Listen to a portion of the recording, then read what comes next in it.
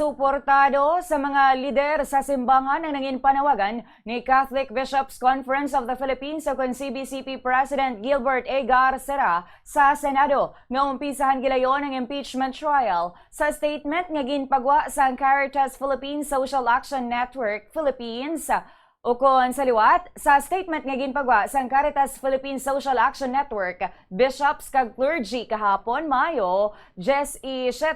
ginpahayag sa Caritas Philippines kang anuman nga delay sa proceedings nagakahulugan sang delay sang hustisya sa mga Pilipino kag mismo sa Vice Presidente. Nagapelar ang organisasyon nga magsunod ang Senado sa kun anuman ang nakabutang sa konstitusyon nga mag-umpisa na gilayon sa trial kag magsunod man sa lahi agod nga makapangalagad para sa kaayuhan sa mga Pilipino. Nagpanawagan man ini sa mga Pilipino nga mag-monitor sa proceedings agod nga matibong ang kamatuoran kag ang integridad sang pampubliko nga diskurso sa baylo nga magpalapta sang misinformation, disinformation kag manipulasyon. Nagpanawagan man ang church leaders nga magsuporta sa sini nga panawagan pagi sa pagbagting sa mga lingganay alas 12 sa uto kag alas 6 sa gabi, pagsindi sa mga kandila kadungan sa mga pagpangamuyo sa alas 6 sa gabi, pagpakigbahin sa diskusyon sa trial kag pagpadala sang feedback kasunod sang pag-convene sang impeachment court,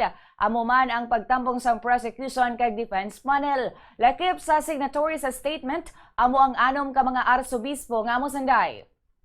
Archbishop Socrates Villegas sang Lingayen Dagupan, Archbishop Victor Bendico sang Capiz, Archbishop Alberto Uy sang Cebu, Archbishop Midifel Bilione sang Haro Iloilo, Archbishop Jose Cabantan sang Cagayan de Oro, kag Emeritus Cebu Archbishop Jose Palma. May 36 ka mga obispo kag duha ka diocesan administrators nga nagpirma sa amo nga statement.